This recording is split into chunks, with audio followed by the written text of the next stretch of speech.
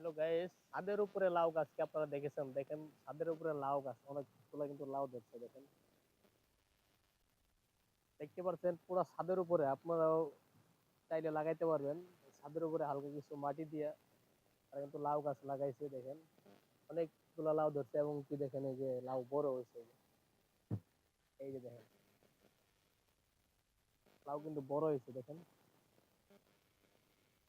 এটা পুরো ছাদের উপরে আপনারা দেখতেছেন। দেখেন এই যে ছাদের উপরে কিন্তু ছাদ, এই ছাদের উপরে কিন্তু তারা লাউ গাছ লাগাইছে।